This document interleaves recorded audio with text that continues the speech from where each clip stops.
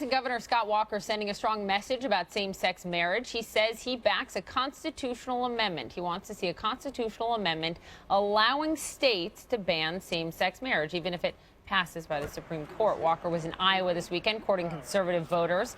He is not officially yet running for president, but he is spending a lot of time in Iowa. Joining me now to talk about all of this and more, CNN senior political analyst David Gergen, an aide to 4 former presidents. So nice to have you in New York with me, sir. I usually see you through the television. Let's talk about this Scott Walker, this strategy. Even when the most recent CNN polling shows this, take a look at it. 63% of Americans are in favor of same-sex marriage, way up from where we were at 45% back in 2009. Is this a smart strategy for Scott Walker? It may be a smart strategy in the short term, seeking a Republican nomination, but it does fly in the face of history, and it flies in the face of national polls, as you just pointed out. Look, in the short term, he's got to win Iowa. He's a favorite son. He's ahead there by 7. Most people think he's probably going to win. Or he's certainly the front runner, the man to beat right now. But he needs the evangelical vote, and they have worried that he's a little soft or squishy on same-sex marriage. Today he's come out hard on that issue, and that may shore him up, may give him some extra strength. He got big crowds here in Iowa. But he has to think about what it means for him outside Iowa. Yeah, but now look at it historically. We've never had a situation where the Supreme Court has expanded our understanding of what our constitutional rights are. In this case, Walker's anticipating the court is going to say same-sex marriage is constitutional, right, and you have that right. We've never had an attempt to change we've never had a successful attempt to change the Constitution to limit a right.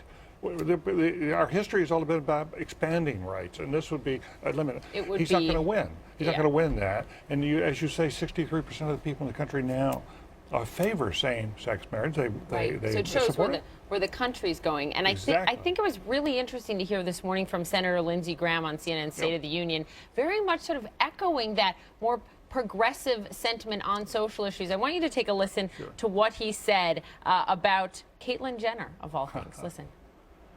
I haven't walked in her shoes.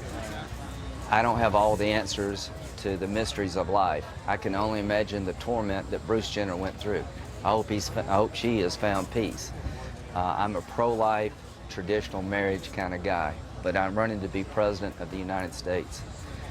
If Caitlyn Jenner wants to be a Republican, she is welcome in my party. He also said that his fellow Republicans do not have any environmental strategy and that he believes in man-made, human-made climate change. Right. And he said he would work across the aisle. I think that's been his history. You know, he had this very close relationship, not just with John McCain, but with Joe Lieberman, a Democrat. And Lindsey Graham's now running as a mainstream candidate, you know, and well to more to the center than, say, Scott Walker is. He's taking a different road. I think it's consistent with what he believes, just as I think Scott Walker said what he believed. But it is interesting. Now, Lindsey Graham's issue for people who are in the middle is going to be he wants to put more troops back in the Middle East. He said no question. This is a generational fight. Absolutely. He wants to put 10,000 back in.